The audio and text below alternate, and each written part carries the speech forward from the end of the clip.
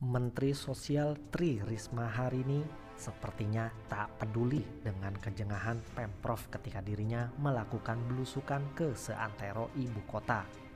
Bagi Risma, bukan saatnya memperdebatkan soal sepele. Yang lebih penting adalah manusia itu harus dimanusiakan. Beda dengan pejabat yang tidak harus dipejabatkan, melainkan menjadi pelayan rakyat. Gaya kepemimpinan yang lain sebagaimana terlihat dari tampilan luar, Gubernur Anies Baswedan tak pernah terlihat segesit Risma. Mungkin karena gaya priai yang disandangnya tidak memungkinkan dia mampu mengekspresikan sebagai gubernur. Dia lebih terlihat sebagai raja atau minimal presiden. Alih-alih melakukan belusukan seperti Risma, Anies justru lebih sering terlihat beradu peran dengan pelakon sinetron dalam sequel penjual nasi warteg atau sejenisnya. Lalu, apa yang didapat dari bermain seperti itu? Barangkali dia berharap warganya terpesona karena terlihat gubernurnya benar-benar turun ke lapangan. Meskipun di balik layar sebenarnya dia hanya sejenak saja berada di lapangan, yakni ketika memainkan peran tadi itu. Dari fakta yang dijumpai seorang mensos, bahkan kedua pejabat DKI seperti tak segera meyakininya. Mereka seperti tak habis pikir, kok masih ada tunawisma di kawasan yang seharusnya steril. Meskipun mereka mengakui masih ada kelompok manusia seperti itu di beberapa kawasan. Namun untuk kawasan Tamrin, mereka benar-benar speechless. Apakah gubernur dan wagub merasa kecolongan? Oh, tidak sama sekali. Mereka adalah pakarnya dalam hal mengolah kata. Dengan menyebut seumur-umur baru tahu ada tunawisma di kawasan elit. Riza Patria secara otomatis mengeliminasi rasa bersalahnya.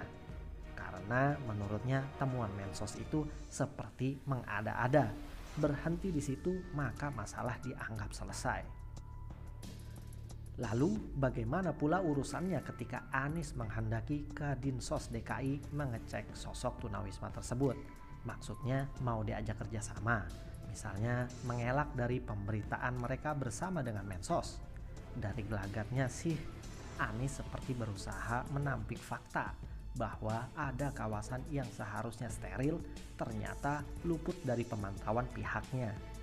Celakanya justru dipergoki oleh seorang Mensos yang seharusnya dia hanya duduk di belakang meja dan menerima laporan dari kepala daerah seperti dirinya.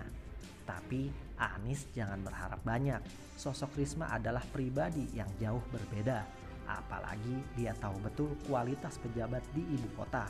Dan dia yakin pasti banyak hal yang bisa terungkap ketika dirinya melakukan belusukan. Benar saja, orang terlantar yang seharusnya berada di bawah kelola pemerintah karena demikianlah undang-undang mengamanatkan. Dijumpai di sejumlah kawasan terlarang. Sebenarnya bukan sebatas itu tamparan yang diberikan Risma. Karena ketika di Surabaya, beberapa kali anggota DPRD Jakarta melakukan studi banding ke wilayahnya.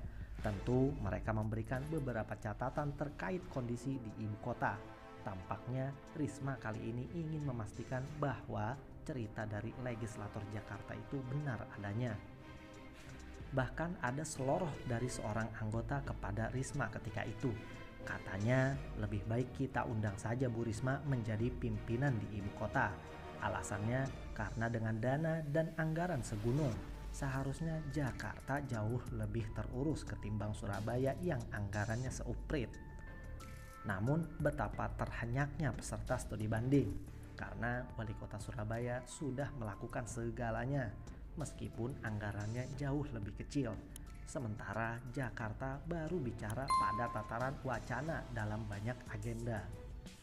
Penanggulangan banjir baru mencapai wacana membuat drainase vertikal, sementara tanggung jawab terbesar dilimpahkan ke pemerintah pusat. Kata Pemprov, penanggulangan banjir Jakarta sangat tergantung kepada pembangunan bendungan di wilayah Jawa Barat.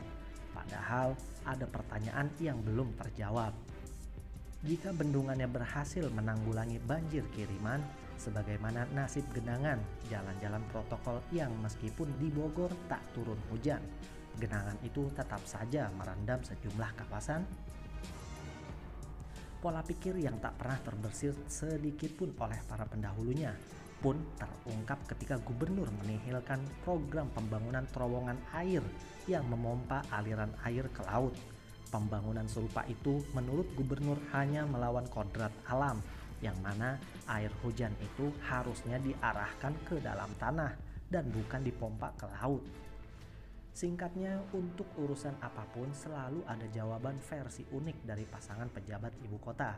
Kembali ke permintaan agar sosok tunawisma itu diselidiki oleh Dinsos. Bukankah urusannya sudah terlanjur jadi bubur? Untuk apa memperpanjang drama jika yang bersangkutan sudah diurus oleh Kemensos?